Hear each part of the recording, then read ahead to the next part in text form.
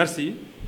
Alors, donc, APRAPAM, c'est l'Association pour la promotion et la responsabilisation des acteurs de la pêche artisanale maritime. La question que vous soulevez,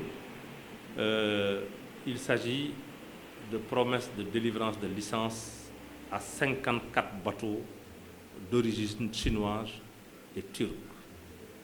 Je rappelle qu'ils veulent que la Commission donne leur avis à distance, vu le problème de la pandémie du Covid-19 qui sévit dans notre pays avec l'état d'urgence, qui nous paraît inopportun de convoquer une telle réunion et de demander l'avis des gens sur 54 bateaux. Pour la première fois dans l'histoire du Sénégal, la Commission va statuer sur 54 bateaux.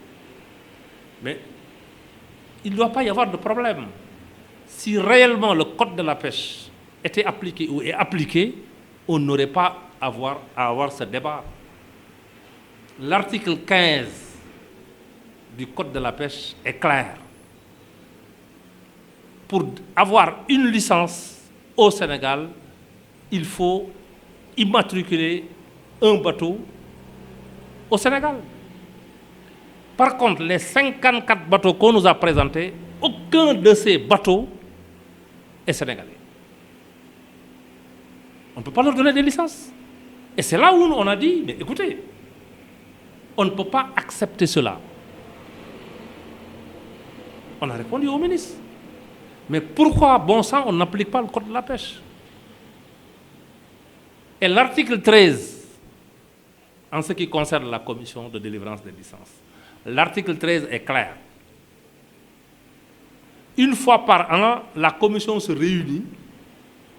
Le directeur des pêches doit faire un rapport d'évaluation sur l'état des ressources et des licences délivrées en conformité avec nos plans d'aménagement et un rapport d'évaluation du CROD, le centre de recherche océanographique Dakar-Thiaroye.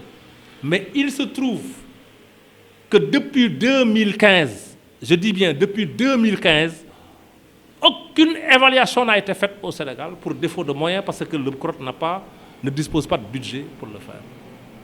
Mais comment vous pouvez délivrer des licences? Et de surcroît, on va délivrer des licences sur les petits pélagiques. On n'a pas suffisamment de petits pélagiques, surtout la sardinelle, pour aller en demander dans les pays limitrophes, avec toutes les tracasseries avec nos pêcheurs. Et toi, tu penses à donner des possibilités de pêche à des bateaux. C'est contradictoire. Et il me semble que ces gens oublient que le poisson appartient au peuple. Alors, donc, je me demande quelle est l'urgence. On devait profiter de la situation de cette pandémie pour faire la situation du secteur, le réorganiser, dégager des axes prioritaires. La sardinelle, c'est le poisson du peuple, c'est la sécurité alimentaire de nos populations. Il est impensable de donner des possibilités de pêche à cette pêcherie. Quand on parle de sécurité maritime, qui devrait être une priorité, une urgence, il y a nos pêcheurs guetnariens qui sont en train de mourir avec la brèche. C'est une priorité, c'est une urgence. Et ce qu'ils sont en train de faire n'est pas conforme ni à la lettre de politique sectorielle de la pêche du Sénégal, ni au code de la pêche, ni au plan Sénégal émergent. Je me demande réellement, est-ce que ces gens qui nous gouvernent aiment le pays? La liste, en tout cas, des 54 bateaux qu'ils ont honorés, qui demandent des licences sur la pêche pélagique côtière, c'est des bateaux chinois. Évidemment, on va me dire qu'il y a la création de sociétés mixtes, mais ces bateaux ne sont pas encore sénégalisés. Et pour moi, un Sénégalais qui a un bateau, qui a une société, son premier réflexe, c'est de donner le nom de ce bateau à son marabout, ou à sa maman, ou son père, ou son frère, ou son voisin. Mais un bateau qui s'appelle Chonglong Hiha, mais c'est pas sénégalais. Et on a eu cette même expérience avec les Coréens vers les années 90, avec le poulpe, qui sont venus pour dire qu'ils vont créer des sociétés mixtes, et ainsi de suite. Ces bateaux n'ont pas été sénégalisés, Toutefois que le poulpe a disparu, ils ont reparti. Et la majeure partie de ces bateaux ont eu des précédents dans des pays où on les a cherchés. Donc il faut que les gens fassent attention. Nous sommes de ce pays et nous sommes des citoyens de la République du Sénégal. Et ce problème qui est en train d'être discuté, ça nous concerne, c'est notre métier. Les femmes n'ont plus accès aux poissons. Les pêcheurs ont des difficultés pour pêcher. Les mareyeurs n'arrivent plus à approvisionner correctement les marchés. Nous sommes à Mbour. Une sardinelle coûte 300 francs. Donc tu as 4 sardinelles pour 1000 francs. Les familles les plus diminuées. Mais comment ils vont vivre? S'ils ont la dépense quotidienne 500 francs par jour ou 1000 francs par jour, comment ils vont vivre? Mais il faut que les gens là réfléchissent. Que ce pays nous appartient, nous tous.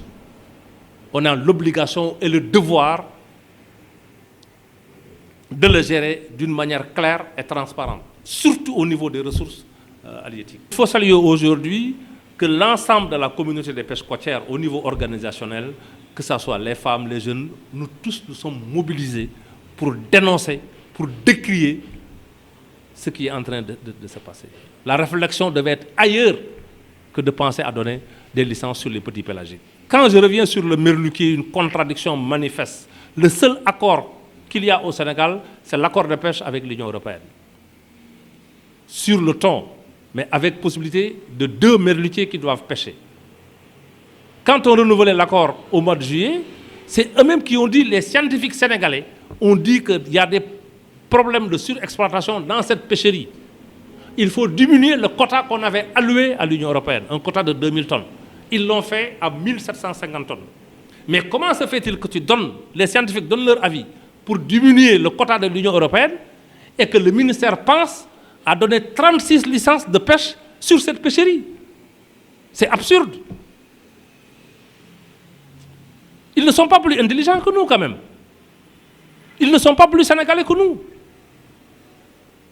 Donc tous les engagements du Sénégal vis-à-vis de la communauté internationale en termes de pêche durable et de transparence et de gouvernance n'existent pas. Rien du tout.